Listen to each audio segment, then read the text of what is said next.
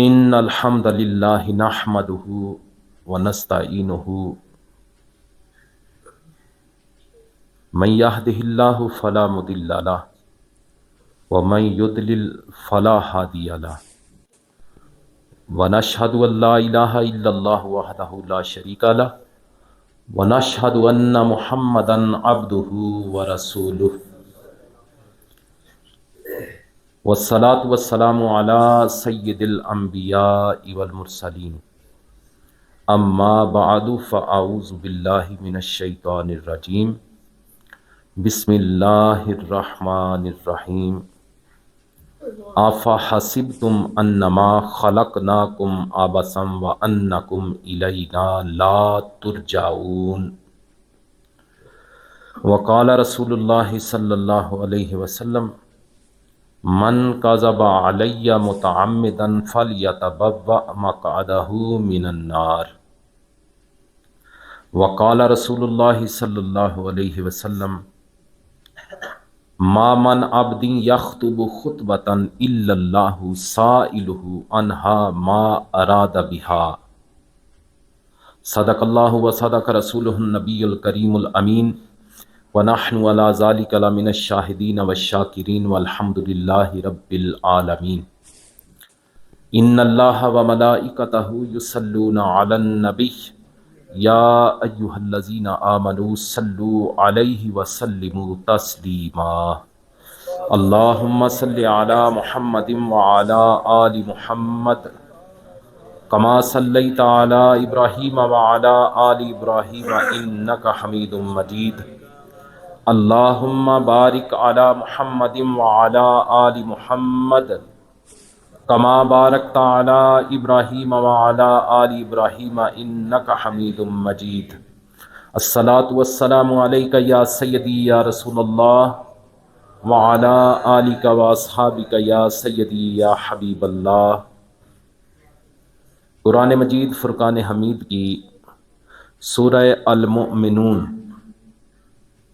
اس کی آیت نمبر 115 میں نے آپ کے سامنے تلاوت کی۔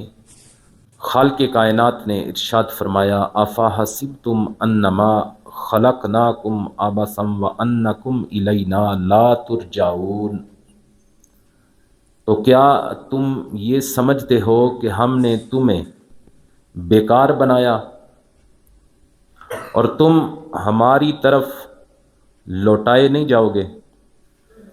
اس آیت میں اللہ تعالیٰ نے بطور سرزنش فرمایا ہے کہ تم یہ سمجھتے ہو ہم نے تمہیں بیکار بنایا ہے اور تم ہماری طرف لوٹائے نہیں جاؤ گے؟ ایسا نہیں، بلکہ ہم نے تمہیں عبادت کے لیے پیدا کیا ہے تاکہ تم پر عبادت لازم کریں اور آخرت میں تم ہماری طرف جب لوٹ کر آؤ تو تمہیں تمہارے اعمال کی جزا دی جائے۔ ہماری زندگی کا مقصد اللہ تعالیٰ کی عبادت ہے۔ سورہ زاریات کی آیت نمبر 56 میں ارشاد خداوندی ہے وما خلقت الجن والانس الا لیعبدون، اور میں نے جن اور آدمی اسی لیے بنائے کہ میری عبادت کریں۔ ہمیں یہ بھی یاد رکھنا چاہیے کہ ایسا نہیں ہوگا کہ اللہ تعالیٰ ہمیں آزاد چھوڑ دے، ہم پر کوئی امر و نہی کے احکام نہ ہوں گے اور نہ ہمیں مرنے کے بعد اٹھایا جائے گا اور نہ ہم سے اعمال کا حساب لیا جائے گا اور نہ ہمیں آخرت میں اعمال کی جزا دی جائے گی۔ ایسا ہرگز نہیں ہوگا۔ مرنے کے بعد اٹھایا بھی جائے گا، جو اعمال دنیا میں کرتے رہے ان کی جزا سزا بھی ہوگی۔ ایسا ہرگز نہیں کہ اللہ ہمیں آزاد چھوڑ دے۔ اللہ اکبر۔ سورہ قیامہ آیت نمبر 36 اللہ تعالیٰ نے ارشاد فرمایا ایحسب الانسان ان یترک سدی، کیا آدمی اس گھمنڈ میں ہے کہ اسے آزاد چھوڑ دیا جائے گا؟ اللہ اکبر۔ جب ہماری پیدائش کا اصل مقصد اللہ تعالیٰ کی عبادت ہے اور ہم شریعت کے احکام سے آزاد بھی نہیں، اور ہمیں قیامت کے دن اپنے ہر عمل کا حساب بھی دینا ہے، تو اللہ تعالیٰ کی عبادت سے غافل ہو کر دنیا کے کام دھندوں میں ہی مصروف رہنا کوئی دانش مندی نہیں۔ جب ہمیں پتہ ہے کہ ہماری تخلیق کا مقصد کیا ہے، ہمیں ایک روز اللہ کی بارگاہ میں جواب دہ ہونا ہے، یہ ساری چیزیں جانتے ہوئے ہم اپنے اصل مقصد کو پس پشت ڈال دیں تو یہ کوئی دانش مندی، عقل مندی نہیں۔ دیکھیں، جب تک کسی چیز کی قدر و قیمت کا اندازہ نہ ہو تو بندہ اسے نہ تو صحیح طور پہ استعمال کر سکتا ہے اور نہ ہی صحیح طریقے سے اس سے فائدہ حاصل کر سکتا ہے۔ ایسا ہی ہے نا، جس کی چیز کی قدر و قیمت کا ہی نہیں پتا تو بندہ کیسے اس سے فائدہ حاصل کر سکتا ہے؟ آپ کسی ناواقف بندے کو کستوری دے دیں جسے پتہ ہی نہیں کستوری کیا ہوتی ہے، کستوری کا مقصد کیا ہے، اس کا فائدہ کیا ہے، تو وہ اسے صحیح طور پر استعمال بھی نہیں کر سکے گا اور نہ اس سے فائدہ اٹھا سکے گا۔ کسی کے ہاتھ میں آپ ہیرے کی لڑی دے دیں جسے ہیرے کا پتہ ہی نہیں، تو وہ کیا کر سکتا ہے؟ جسے ہیرے کی قدر ہی نہیں، جسے پتہ ہی نہیں۔ اللہ اکبر۔ عزیزان من، اللہ تعالیٰ نے یہ آیا مبارکہ ہمارے سامنے ایک آئینہ رکھا ہے، اس نے ہمیں اپنے آپ کو پہچاننے کا سبق دیا ہے کہ میرے بندو، تم نے صحیح طور پر اپنے آپ کو پہچانا نہیں، تمہیں نہیں معلوم کہ زندگی کتنی قیمتی ہے، تم نے کیا یہ سوچ رکھا ہے کہ ہم نے تمہیں یوں ہی پیدا کر دیا؟ ایسا ہرگز نہیں، بلکہ تمہارا بنانے کا کوئی مقصد ہے۔ تم بلا وجہ نہیں بنے، تم کسی منزل کے راہ رو ہو، تمہارا ایک نصب العین میں نے مقرر کیا ہے، تم اس منزل کے مسافر ہو، تمہیں نہیں پتا زندگی کتنی قیمتی ہے۔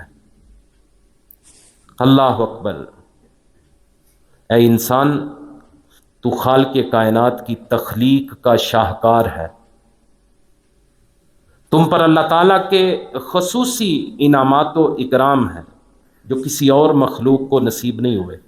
لقد خلقنا الانسان فی احسن تقویم، بے شک ہم نے انسان کو اچھی صورت پر بنایا۔ خالق کائنات نے تجھ کو ساری کائنات سے خوبصورت پیدا کیا۔ چاند، کلیاں، پھول، ستارے، موتی تیرے آگے کوئی حیثیت نہیں رکھتے۔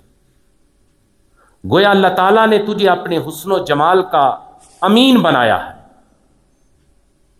پھر سورہ بنی اسرائیل، وَلَقَدْ كَرَّمْنَا بَنِي آدم، بے شک ہم نے بنی آدم کو عزت دی۔ دیکھیں بنی آدم کو کیسے عزت ملی۔ اونٹ کتنا بڑا جانور ہے، ہاتھی کتنا بڑا جانور ہے، گھوڑا کتنا طاقتور ہے جس کے نام سے ہارس پاور کا نام دیا جاتا ہے۔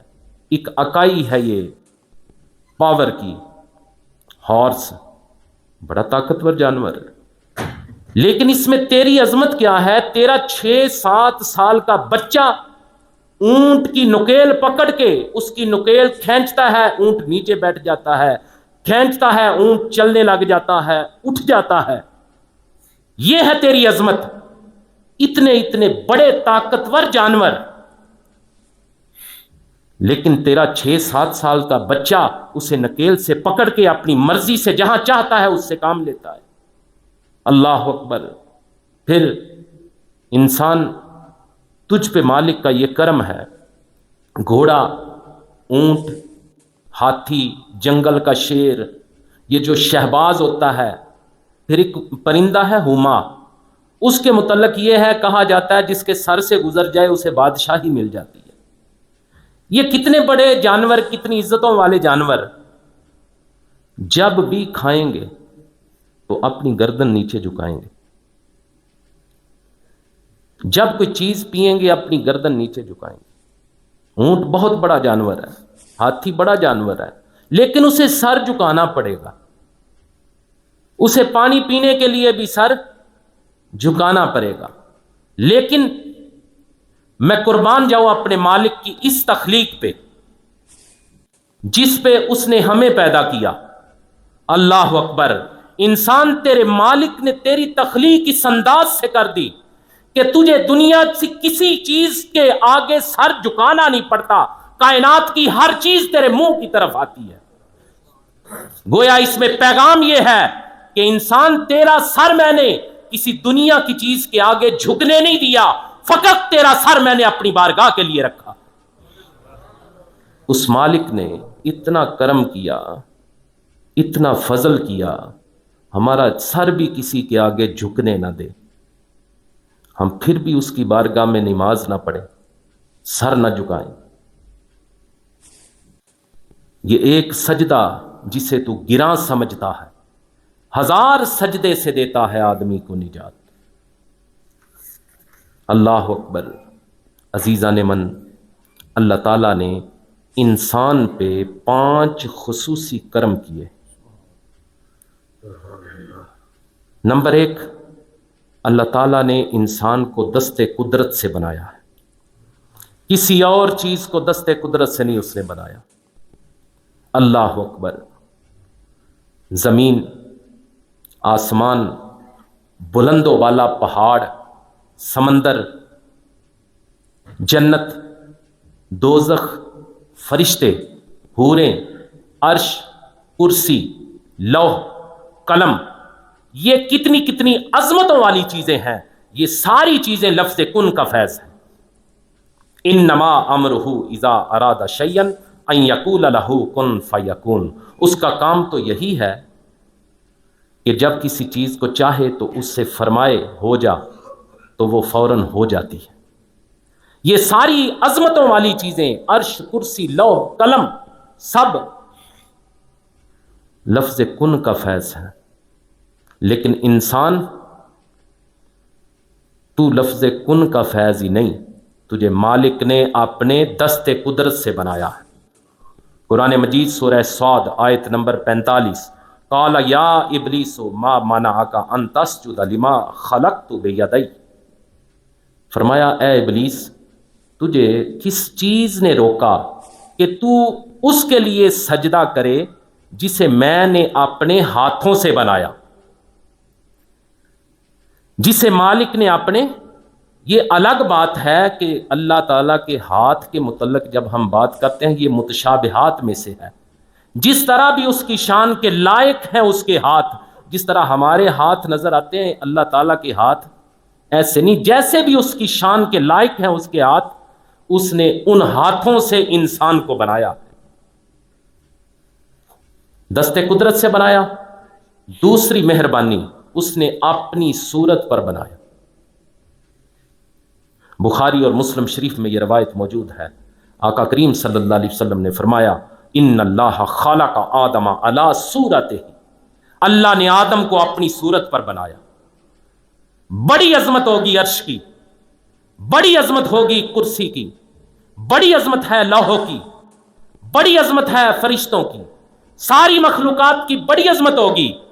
لیکن اتنی اتنی عظمتوں والی مخلوقیں بھی جو ہیں، جو اللہ تعالیٰ کی جو مخلوقات ہیں بڑی عظمتوں والی، انہیں یہ شرف حاصل نہیں کہ مالک انہیں اپنی صورت پہ پیدا کرے۔ یہ انسان تیری قدر ہے، یہ تیری عظمت ہے، یہ تجھ پہ مالک کا کرم ہے کہ اس نے تجھے اپنی صورت پہ پیدا فرمایا۔ اللہ اکبر۔ حضور کریم صلی اللہ علیہ وسلم نے فرمایا اذا قاتل احدکم اخاہ فلیجتنب الوجہ فان اللہ خلق آدم علی صورتہ۔ حضور نے فرمایا جب تم میں سے کوئی اپنے بھائی سے لڑے تو چہرے سے اجتناب کرے، چہرے پہ نہ مارے، کیونکہ ان اللہ خلق آدم علی صورتہ، کہ اللہ تعالیٰ نے آدم کو اپنی صورت پہ پیدا فرمایا۔ اللہ اکبر۔ دست قدرت سے بنایا، اپنی صورت پر بنایا۔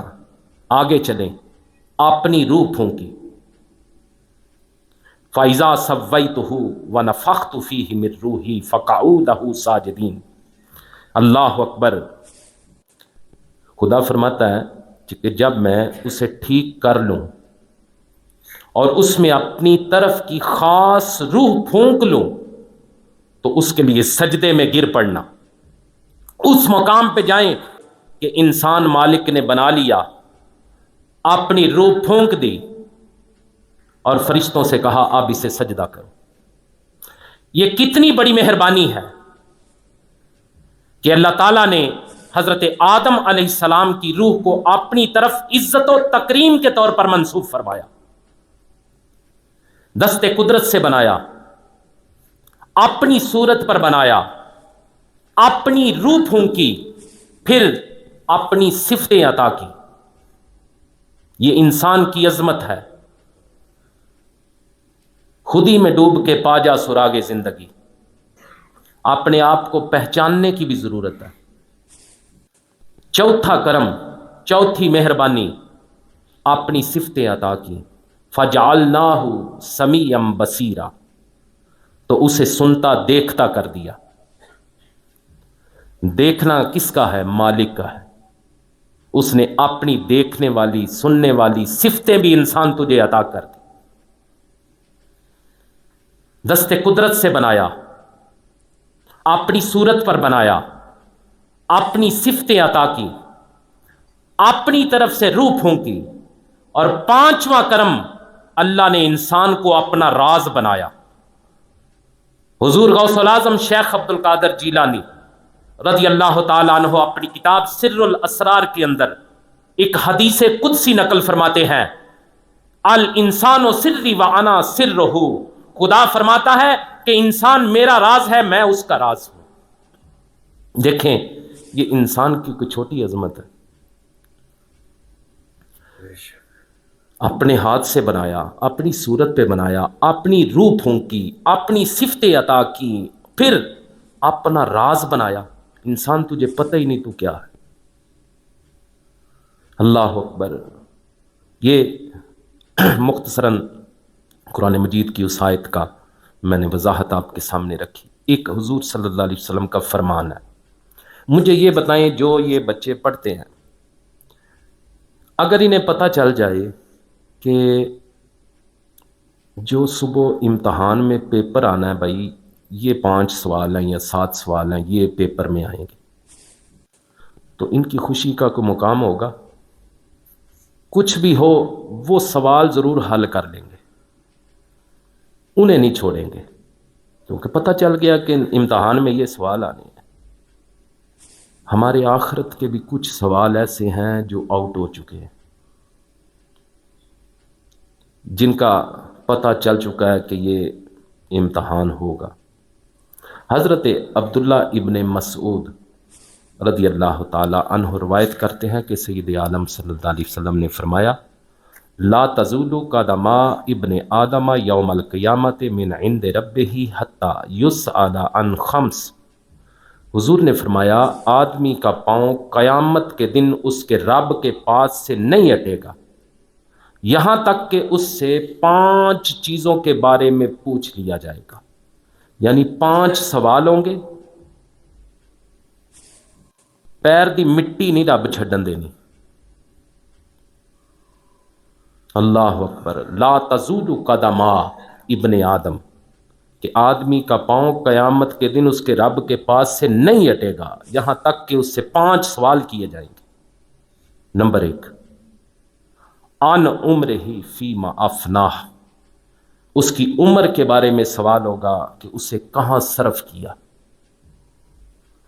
وعن شبابہ فیما ابلاہ، اس کی جوانی کے بارے میں کہ اسے کہاں کھپایا، ومالہ من این اکتسبہ، اور اس کے مال کے بارے میں کہ اسے کہاں سے کمایا، وفیما انفقہ، اور کس چیز میں خرچ کیا، وماذا عمل فیما علما، اور اس کے علم کے سلسلے میں کہ جو اس نے علم حاصل کیا اس پر کہاں تک عمل کیا۔ یہ 5 سوال آپ کے اور میرے آقا نے بتا دیے ہیں کہ حشر والے دن، قیامت والے دن اللہ تعالیٰ ہمیں پاؤں بھی ہلانے نہیں دے گا کہ یہ 5 سوال ہم سے ضرور پوچھے جائیں گے۔ کیا ہمیں اب پتہ ہے کہ یہ سوال پوچھے جانے ہیں؟ تو اس کے متعلق ہمیں سوچنا چاہیے کہ نہیں؟ سوچنا چاہیے۔ خدا پوچھے گا عمر کہاں خرچ کی، عمر کیسے گزاری، جوانی کیسے گزاری، مال کہاں سے کمایا اور کس پہ خرچ کیا، جو تو نے علم حاصل کیا اس پہ عمل کتنا کیا۔ یہ 5 سوال وہ ہیں جو آپ کے اور میرے آقا نے فرمائے کہ یہ ضرور پوچھے جائیں گے۔